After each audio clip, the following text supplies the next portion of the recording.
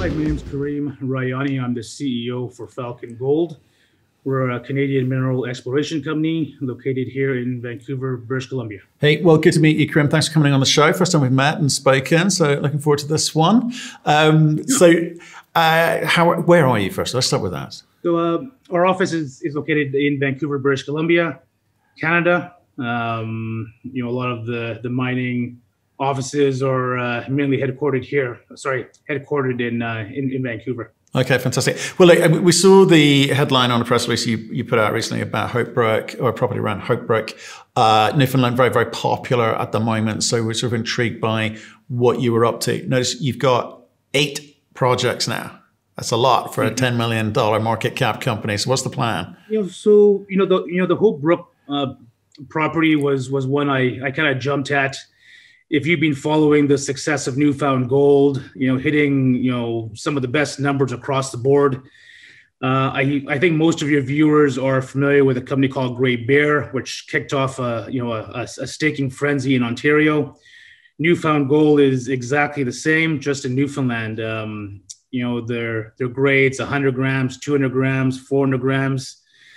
So the Hope Brook area is in the right address, right district. We're surrounded by 500,000 ounces just on our border to the north, and 1 million ounces just below us on the south, which is owned by First Mining. They have a $400 million market cap company, and we tied up a very sizable chunk of ground, which is contiguous with them. So very interesting structure that's on that ground. We plan to do a flyover airborne magnetic survey here in the next month or so, and kind of explore and see what's there.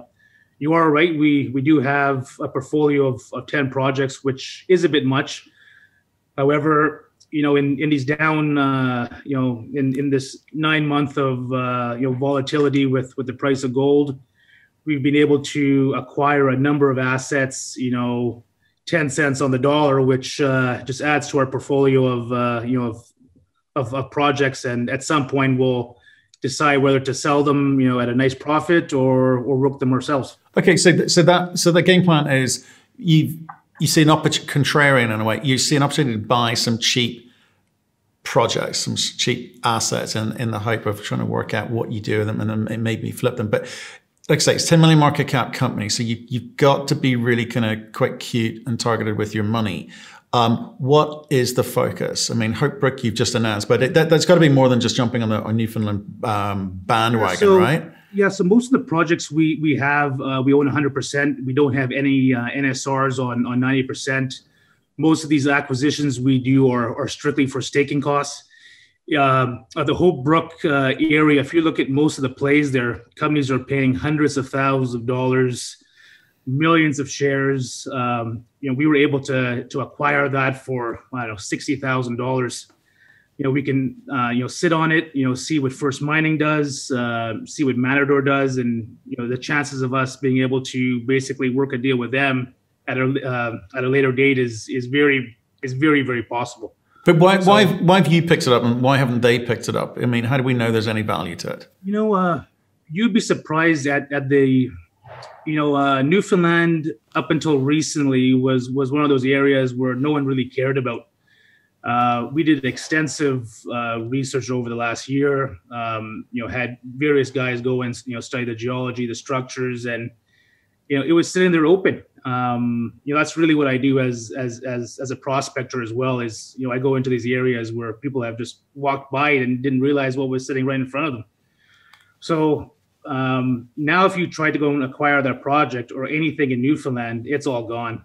90% of Newfoundland is being staked. There's not really much land available now. So what we acquired for 60,000, is really worth 20x. Right. So if you look at most of the deals out there, I mean, I could probably sell that today for probably 5 million shares and a few hundred grand. Just in the Canadian. But if we look at what's going on up there, there is a kind of frenzy. Newfoundland Gold have really kind of created this fervor and appetite up there, and there's some established players with 5 million plus ounces up there. So I get why everyone wants to be up there right now. But what's your game plan? Like sit and wait and hope that first mining or Matador come to you? I would say our immediate objective would be to do do a flyover, airborne survey, look at some of the structures, do some channel sampling, take some soils, and then kind of figure out the structure and then kind of package it up and see what we want to do. I think we'll have a pretty good idea as to what we're sitting on in the next 90 days.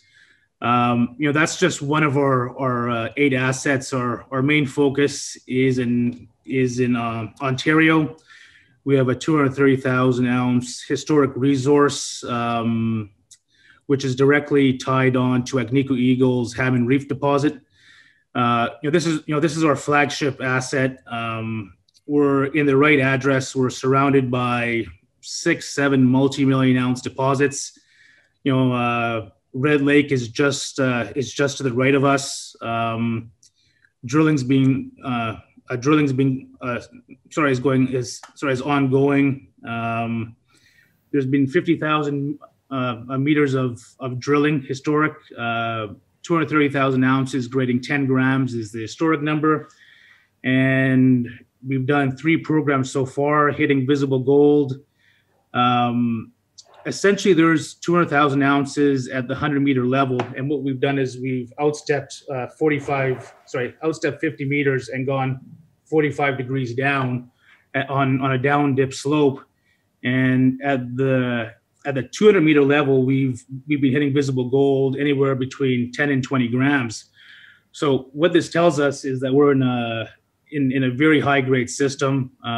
We're adding between 2,000 and 5,000 ounces per hole that we drill. So in an ideal situation, if we have 100,000, 200,000 ounces at surface, now we've gone down to 200 meters and we're hitting the same type of rock, same type of numbers. In theory, we just double the size of the deposit. And that's really what we're trying to do is add a meter and a half. Okay, can I come back to that? Because that's your flagship project. I do want to come back to them, but I'm trying to understand the mentality of the team I could be investing into, right? So I don't mind an entrepreneur. I think, you need entrepreneurs in this world, but I want to understand how entrepreneurial are you thinking with regards to coming back to the Newfoundland? So you spent 68-ish thousand, you're going to do some airborne and, some other work on it. How much more money are you going to spend on that to determine what you've got? And then the question remains, which is, what do you then do? Do you just sort of say, well, we know enough that we think at some point it's going to be interesting, in which case we haven't spent that much on it, but there's an upside to this thing at some point, as long as the people around us continue doing their thing. Is that fair to say what you're doing? I've already received 2 joint venture offers on the Newfoundland project already. A lot of the bigger companies are fishing around. I think that there's definitely a system there with the amount of interest that we're getting on it. I think we'll probably end up working it ourselves. I don't really want to give it away. Again, we've got 1 million ounces, 800,000 ounces just below us and 500,000 ounces directly tied onto the north. So we're kind of situated right in the middle by basically 1 million ounces at the top and 1 million ounces at the bottom. And those 2 structures, which is the Dog Bay structure, goes right through the property on the fault. I think it's definitely value add that we exhaust all possibilities. Right. Okay. So you announced that 2 weeks ago. The market's hot for Newfoundland at the moment. Are you going to use that as a means of going and raising some capital to work it yourself? So the company actually right now is in a fairly good cash position. We have a very low burn rate. Most of the money we get goes directly into the ground. We're sitting on just shy of $700,000, which is not really a lot of money. However, we're very careful as to how we spend money. So our next phase of drilling in Ontario is already paid for. We're currently doing extensive channel sampling, just going through the structures. And recently, there's been some forest fires here in up in that area. So everything kind of got, came to a halt, a couple of weeks ago. But we plan to be drilling here in the next, say, 6 weeks once things open up again. Right. Okay. You're careful about how you spend money. But also, you seem to be quite careful about how you raise money too. So you raised $800,000 at the beginning of the year, and a month or so ago you raised $180,000. So you're raising small increments, which suggests to me that you're doing small projects which you just need to fund and no more. You don't want to dilute, right? Yeah. I mean, we're. I guess we're probably down about 50% from our highs last August. Last August we were trading 20 to 25 cents. Gold has been in a steady downtrend for the last 10 months. Here we are at 10 cents a share. I think as a value proposition, when you look at our holdings, to purchase shares in Falcon, where we have 230,000 ounce historic resource. I think once we come to the market, once we define that, I think it's a great value proposition. And we also have a number of projects in BC, very high grade. The Sunny Boy project is it's a smaller property, but it's averaging 20 grams plus. Our most recent sampling program was 3.5 ounces per ton, which is approximately 120 grams. So. Again, with COVID, permitting and everything over the last year has kind of come to a halt. But with the restrictions lifting, I think we're going to be in good shape here. Coming into this next coming year. Okay, so I always think like mining's a difficult game to play, right? And you've got certain budget, you've got multiple options on the table for you. But I'm just wondering, have you thought at any point about jumping on the Newfoundland bandwagon, where it has been easy to raise money for companies, which may give you the freedom to do, even at today's prices, just to kind of get things moving at a bit of a different pace? I mean, were you expecting a better response than you got from the Brook announcement, for instance? That's probably a very valid statement. I think the whole market as a whole over the last few weeks especially has been under a lot of pressure. I think usually people are back from their vacations, and with again with the restrictions kind of opening up, I know a lot of the people I talk to are all traveling and on vacation. So there's going to be a lot of excitement with the Central Canada project moving forward. I think here in the next few weeks, once we start making some announcements, some activity starts, I think shareholders will be quite pleased with the outcome as to what we're doing. Well, let's talk about Central Canada, because I know you've been wanting to, because it's the flagship project. So just again, I get the number of ounces. It's kind of small, but it's got a base from which you can work, got some historic data from which you can work. How much money are you going to be throwing at that thing between now and the end of the year? We'll probably do another $500,000 on our third phase of drilling.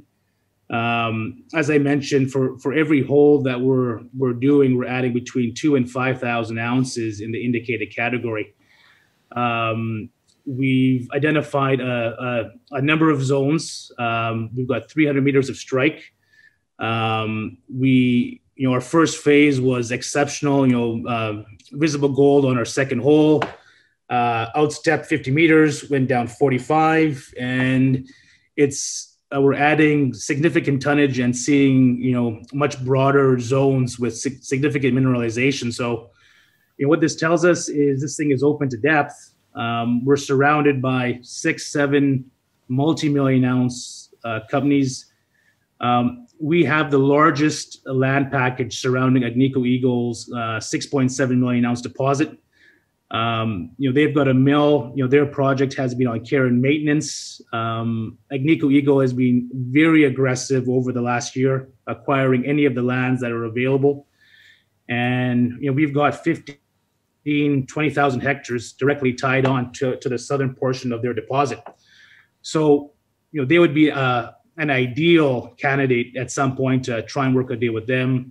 Still early days, but our objective is to confirm the 230,000 ounces, obviously complete the modeling, and I think that we can easily do that here in the next year or so. Right. So a bit of a pattern's forming here. So you're picking up land packages which are near large players, large, mid-tier players.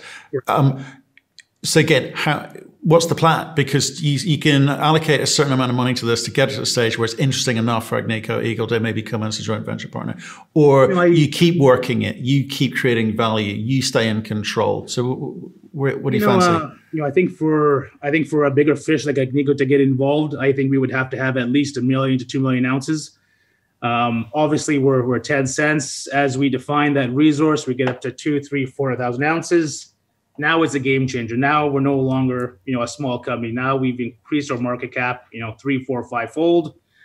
I think the value proposition to buy a company like Falcon, with the potential to have a multi-million ounce, project, which I think we do, at this level is the opportunity. Do you think the market, I appreciate gold has come off. There's been a bit of pressure on precious metals for sure.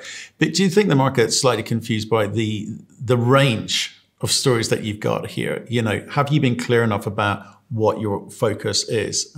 Has another story like Brook just kind of muddied the water in a way? I don't think so. Obviously, I think especially in this market, you definitely want to exhaust all possibilities.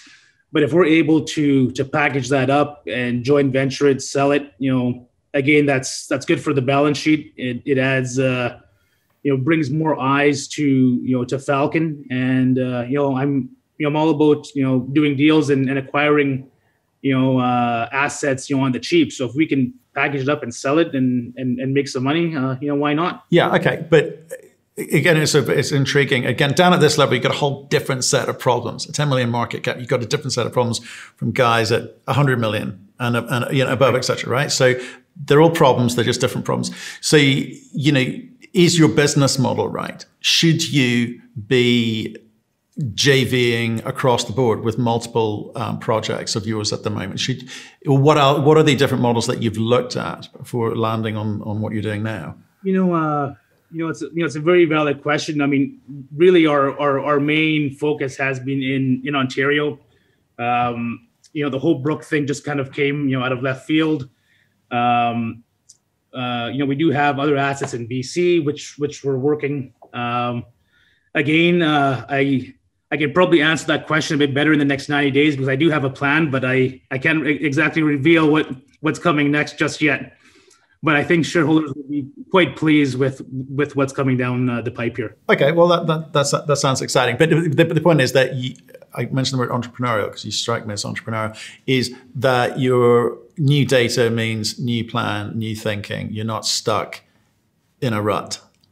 Mm-hmm. You've got you right. Okay, you're reacting to the market. Again, I'm going to say is Falcon's objective is to go after projects that have been kind of sitting dormant. For example, the whole Brook. If you go and look at the number of deals that have been done, over the last couple of months in Newfoundland, that deal if I was to go and acquire that asset right now, I'd probably be looking at several $100,000 and probably 5 million shares. I wouldn't really be able to do it right now. So I think the best thing for Falcon is we package it up, we sell it to one of these companies next door, and focus our attention on the Central Canada, which is the reason I got involved in Falcon in the first place. Got it. Okay, that's quite creative. Okay, so you can create some value here to release value on your flagship project. Okay, got it. So just to give a bit of background, I stepped in as CEO about a year and a half ago. I was just a shareholder at that time. I held 10% of the company. I approached management. The company at that time was struggling, so I stepped in, financed the company, brought my team in, and up until August, the company was doing quite well.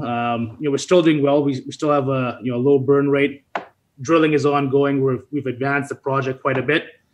We just need a bit of attention to kind of come back into the gold space, which I think all the stars are kind of aligning with the price of gold. It's holding nicely at 1,800. All the big companies are paying healthy dividends. We just need a bit of money and attention to kind of flow down to the junior space. Yeah, 1,800 is a good price. let's not forget where we were for 2 years ago, and for a long time before that, right? It's people are just waiting for $2,000 of gold. I mean, if you compare it to a few years ago, I mean, 1,800 is healthy. Yeah, I'd take that. I'd take that as an average for the next 10 years. Okay, right. So we understand a little bit about you. You mentioned your team there. So what is this team that you brought in, and what have they done before? Yeah, so I've got a number of advisors that are basically consultants to the company. One is Ian Graham. He's ex-Rio Tinto. Spent 20 years in their capital projects division. He's put various operations into production. He's a big company geologist. We've got extensive guys with experience in Red Lake that have been around some of the bigger operations over there. Again, this is a project with 50,000 meters of historic drilling. We've got 230,000 ounces historic resource. This is not really a greenfields operation. This is basically validating the historic workings. And as we're doing that, we're kind of following a systematic approach, and we've added 300 meters of strike. So, it's not like we're going into a minefield here. We have a very good idea as to what we're defining. Who are the guys with the small company experience? I get the Rio mine building and all of that, but that's still a long ways away. Who are the guys that are going to get you from here to where you need to be to have a proper conversation with an Agnico Eagle? Well, our first objective is to just to define this 230,000 ounces into a current 43101. Once we have that, then we can basically go knock on some doors and get the institutional players interested. Right now, 100,000 ounces doesn't get anyone excited. But now if you have 200,000 plus and you're open to depth, and the model shows that this is a big system, and we're in the same camp as 2, 3, 4 million ounce deposits surrounding us, there's a good likelihood that this thing could be a big monster. Right. And that's what really gets me excited about Falcon, is the potential to have 2-3 million ounces. That's what gets me up in the morning, and that's what gets me really excited about the Central Canada project. Because if you were to go and find a junior stage company with 2 to 3 million ounces potential, trading where we're trading it right now, very difficult to find a company that trades at 10 cents that has that type of upside. Right. Okay. You said you came in a year and a half ago. You put money into the company. So how many dollars have you put into the company? Well, I'm the largest shareholder, so 10%. Obviously, when I first got involved, I was over 10%, but with dilution, I'm just shy of that. So it's got 100 million shares out, and I own 10%. No, but how many dollars have you put in? I'm trying to get, what have you put into the company and said, right, here, let me help you out, guys? Oh, I'm probably into it for, I don't know, $500,000 plus, personally. Right. Okay. So, I mean, when I got involved, it was, trading at, a few pennies. So here we are. But I mean, I basically support the company and finance it when the company needs money. I put my own money in. So right. You're not drawing a salary? No. Okay. All the money goes back into the ground. Okay. Fantastic. I like that. So that's the reason I can basically keep things going and in a forward momentum, and keep the burn rate down. Okay. Okay, cool. Right. So what should people be looking out for between now and the end of the year? What are you going at the end of the year? You're going to turn to the shareholders and say, look what I've done here, guys. The main objective, again, is drilling the Central Canada project. We've had some delays with the forest fires. Really, next is completing the channel sampling, which will be done here in the next week. As soon as the fires are kind of clear, we'll announce drilling. We'll do another 2,000-3,000 meters, and then we're going to look at the modeling and see how much of a resource we can define just based on our 3 phases. And then once we have that data, we can basically come back to the market and say, hey, listen, this is the model, and this is what we need to to go hard on it. And that's really when we'll start knocking on the institution's doors. So how are you finding sitting this side of the table? You're a finance guy by training. I actually quite enjoy it. I've been a passive investor for the last 10, 12 years, and I enjoy building companies. So being on this side is it's a nice, refreshing change. Well, I wish you well, Karim. Good luck with this one. Stay in touch, especially when you kind of are able to announce the strategy or the change of strategy to the market. I'd love to hear it and see how you move this company forward. Appreciate your time today. Thank you. Hey, thanks, Matt. I appreciate your time. I just want to leave you with a few thoughts. From a point of your viewers, Falcon is, it's got 100 million shares out. Management has, 15 to 20%. As a value proposition, we're defining a 230,000 ounce historic resource, bringing that to a current 43101 report. Drilling will be commencing here in the next, hopefully, 30 to 45 days. We're basically targeting the historic mine zone. We have a number of other assets in BC and Newfoundland. I think right now is a great time to be looking at Falcon. It's trading near its 1 year lows. So I think there's going to be a lot of momentum here coming into the next few months.